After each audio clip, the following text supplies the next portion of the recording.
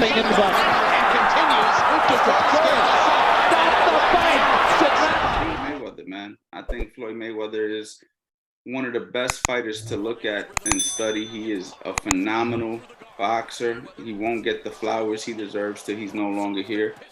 But Floyd Mayweather does everything by the book, man. And watch his whole career. Don't just watch him when he got older and when he started to pick, his last 6 fights. Watch Floyd Mayweather from the beginning to now.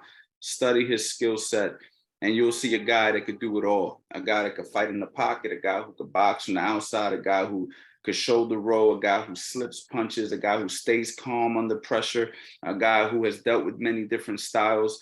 Hands down, one of the best people to study is Floyd Mayweather Jr. Other than Floyd Mayweather, of course, you can learn a lot from Toney. Without a doubt, he's another guy who can stay in the pocket with you, make you miss, make you look silly. There's just an abundance of talented fighters, man, over the years, man.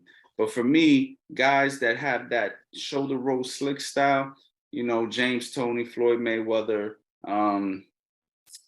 You can learn from Canelo Alvarez. I think he does some good stuff. Very tricky, very good sneaky feints. As a current guy, you can learn from Shakur Stevenson right now. Certain guys you can learn from now and in the past. I would just look up the greats, man. You can learn something from everybody. You can learn from Roberto Duran. I think Roberto Duran's underrated for his boxing skills. A lot of people would talk about him being aggressive, but man, that guy was slick. He used to do some slick stuff. Same thing with Julio Cesar Chavez, another guy who was slick that doesn't get the credit for being slick. People remember these guys as guys that'll hurt you, but these were slick fighters, man, that don't get credit for being slick.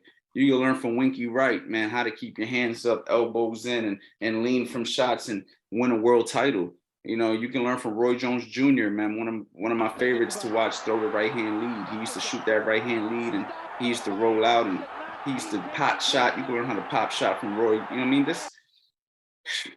mean? The list goes on and on and on, man. There's so many good fighters, man, over the years. Riddick Bowe, another freaking phenomenal heavyweight that could do things like a middleweight, put punches together, combinations together, and whoop your ass, man. Like, he was good, I don't think another one that doesn't get credit for being a great, but that's because of his short term at the top. But his prime was short, yeah. But yeah, as you said, he could fight like Riddick Bowe. Yeah. Prime Riddick Bowe, give anybody hell.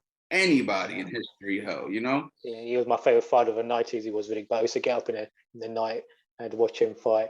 As you mentioned, Eddie Futch as his trainer as well. He had Bowe and everything.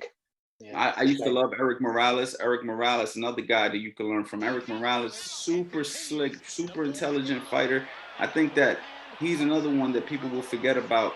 But Erik Morales, man, he could switch, he could fight. He used to keep his hands up. His style's a little bit different than the style that we've been talking about. But Erik Morales, man, he was a fantastic fighter and very, very crafty. Like, you didn't know what punches he was going to throw, and he just throw them. And then you think he's done, and he keep throwing. He could brawl and he could box.